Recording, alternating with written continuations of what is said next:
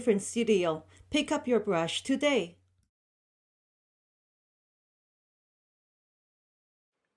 Welcome to the InkDifferent Studio. This is Fiona. I would like to also welcome you to our Chinese calligraphy course, a captivating journey into one of the most ancient and respected forms of artistic expression. Chinese calligraphy is not just an art. It is profound cultural heritage, recognized globally for its artistic and historical value.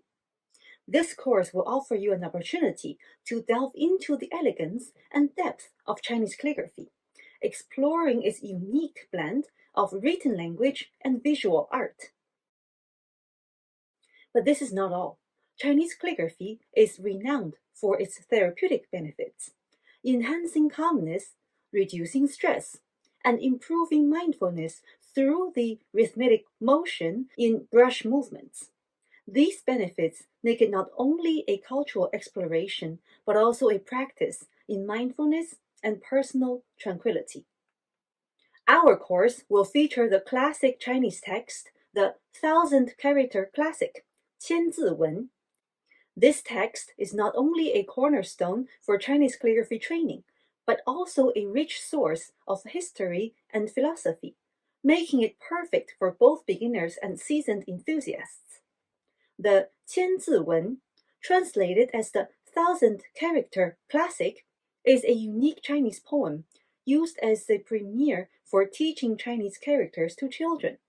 It is renowned for its ingenious composition, wherein none of its 1,000 characters are repeated. Composed by Zhou Xingsi during the Southern and Northern Dynasty, around the 6th century, the text is not just a linguistic tool, but also a collection of moral and philosophical teachings. The 1,000-character classic has been used traditionally in Confucian teaching, providing a fundamental literacy resource that also encapsulates essential elements of Chinese culture and wisdom. Each line consists of 4 characters, with the lines grouped into sections for easier memorization. The content covers a wide range of topics, from the basics of the cosmos and the natural world to the principles of human conduct as the fundamental of statecraft. This text not only helps in learning Chinese characters, but also in appreciating the depth and breadth of Chinese literary tradition and cultural values. It has been an important educational text in China and other Eastern Asian countries, influenced by classical Chinese culture. Join us as we trace the strokes of history and artistry in our journey. Whether you're looking to broaden your artistic skills or immerse yourself in cultural heritage, this course promises to be both educational and enriching. Also, do not forget to follow this channel for our regular course updates. In our first session, you will find a more detailed explanation of the required material. Please refer to that for additional information. If you're in need of art supplies, feel free to visit my shop. I personally curate each product with care, ensuring that they meet high-quality standards. Rest assured, I only endorse the items that I wholeheartedly stand behind, drawing from my extensive art training and experiences since the age of 5. So, if you require such supplies, please consider supporting me. With your help, I will be able to create more comprehensive and improved courses in the future. You can find the shop link in the description below. Today, we're going to continue with the learning and writing of the content of the 1,000-character classic.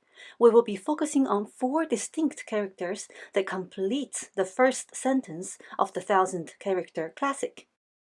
The character Yu, first seen in the bronze script.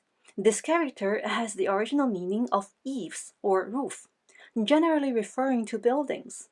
Its extended meanings include space, demeanor, and appearance. In fact, the top part of this character refers to eaves or next to the house, and the bottom is the phonetic component.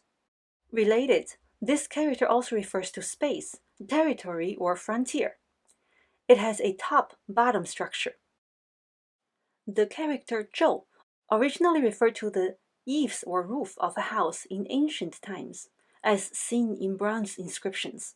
Over time, its meaning evolved to encompass broader concepts related to space and time. In its modern usage, zhou primarily means universe or cosmos, denoting the vast expanse of space and time.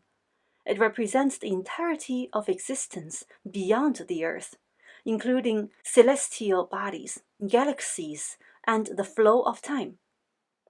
The evolution of the character's meaning reflects the conceptual shifts in ancient Chinese thought, from more concrete and tangible concepts like buildings to abstract and philosophical notions like the universe and time.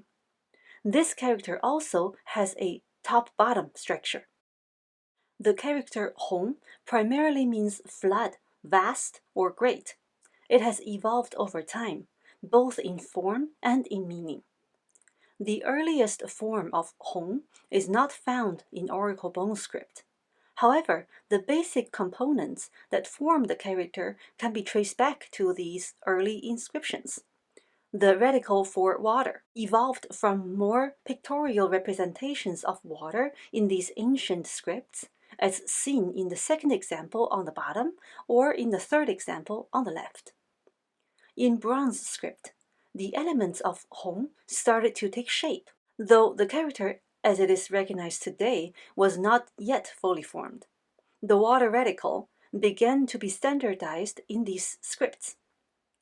During the Qin dynasty, seal scripts standardized the form of this character.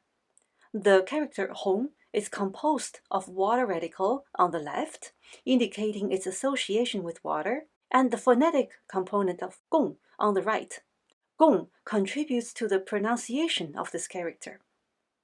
In seal script, Hong starts to look closer to this modern form, with the components clearly defined, with the left side indicating water and the right side representing the sound. This character has a left-right structure, and we will write it from the left. The character Huang generally means wild, desolate, or barren. It can describe areas that are uncultivated or wastelands. It can also refer to neglect or desolation in a broader sense. In the Oracle bone script, elements of this character, Huang, such as the grass radical, began to take shape, though the character itself was not yet fully formed. The seal script, particularly during the Qin dynasty, began to show a closer approximation to the modern form of Huang. The character indicated the grass radical at the top, indicating its association with plants or nature, and the component of Wang below, suggesting themes of desolation or loss. The character has a grass radical, indicating something related to plants or nature. The component below represents the sound. Therefore, it has a top-bottom structure. 宇宙 Yu refers to the universe or space under the heavens. It originally means the eaves of a house, implying shelter and the expanse of the sky. Zhou refers to time or the infinite expanse. It can also mean the universe in the broader sense. Together, 宇宙 means the universe. 洪荒 Hong means vast or great, often associated with floods or immense quantities of water. Huang means wild, desolate, or barren. Together, Hong Huang evokes the image of vast, primordial chaos or a desolate wilderness. 宇宙洪荒 This phrase refers to the vast, chaotic, and desolate expanse of the universe in its primordial state. It conjures an image of the universe when it was wild and untamed, a time before order and civilization emerged. The phrase 宇宙洪荒 is often used in Chinese literature and philosophy to describe the ancient, untamed universe. It highlights the immense, boundless nature of the cosmos and its chaotic origins. This expression can be used to emphasize the grandeur and mystery of the universe, suggesting a time when everything was in a state of primordial chaos and desolation. In summary, 宇宙洪荒 beautifully captures the concept of the vast, ancient, and wild universe, evoking a sense of awe and reverence for the cosmos in its earliest state. Now we have the water writing cloth in front of us and a mixed hairbrush, and we're going to start with the first character in the seal script, 雨. This character and the next character share something in common. You will see the radicals are exactly the same, which eventually means the roof.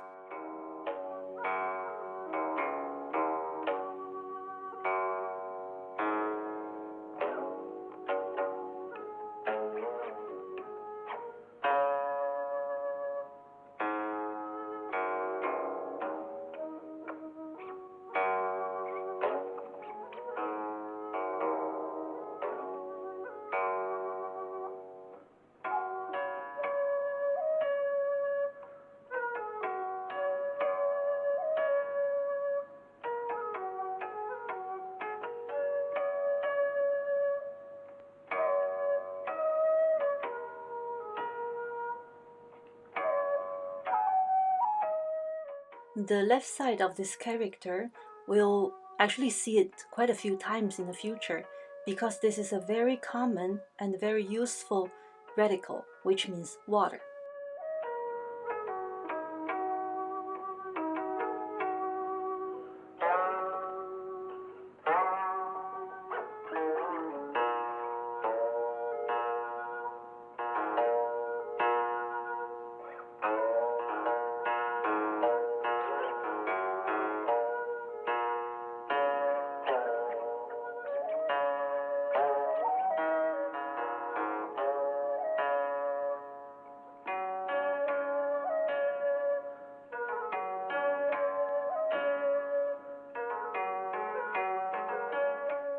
And another really useful radical would be the top of this character, which means grass or plant.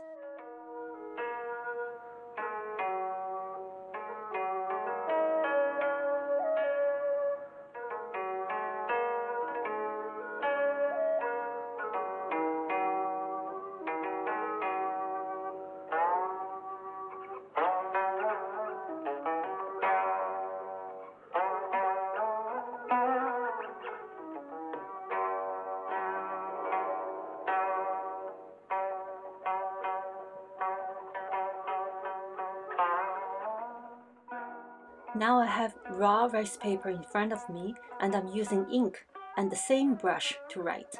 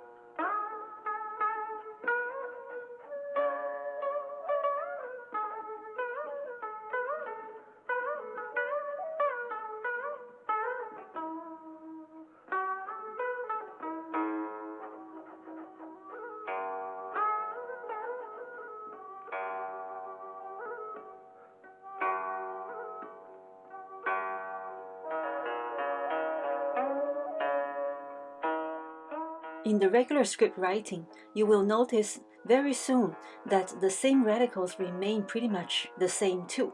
So we're going to have the same repeating radical for the first two characters too.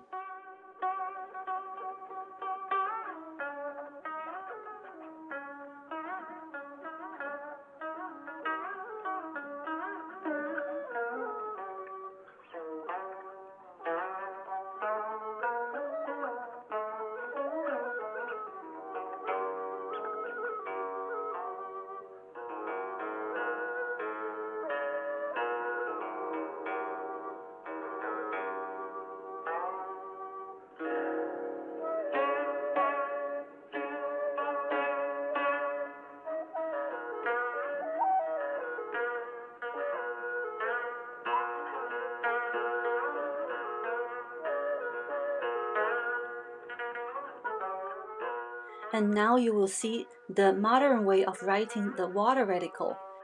They have evolved into 3 dots, which represents water vividly.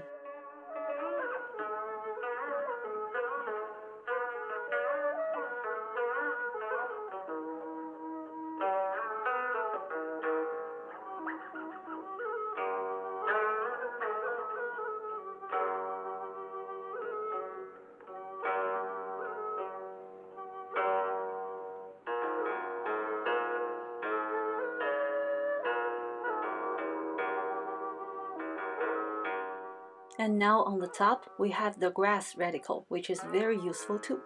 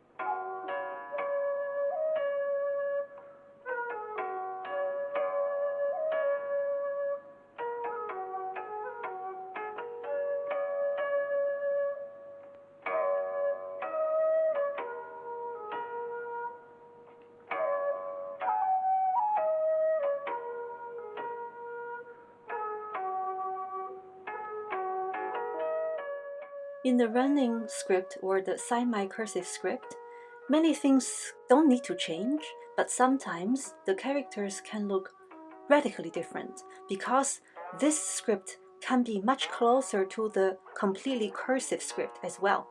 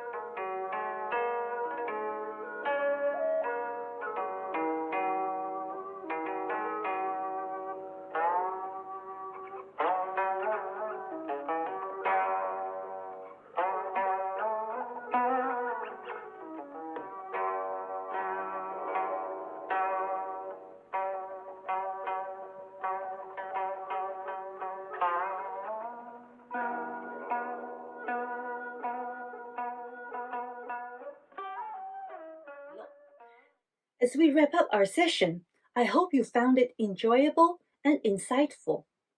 If you have any questions, comments, or simply want to share your thoughts, don't hesitate to leave me a message. If you find this session informative, please remember to give me a thumbs up. Also, be sure to subscribe to this channel so you don't miss out on our future sessions. Discover, learn, and create with us as we bring the best of Chinese culture to the world. Join us at InkDifferent Studio, where art meets heritage. Thank you so much for joining us, and until next time.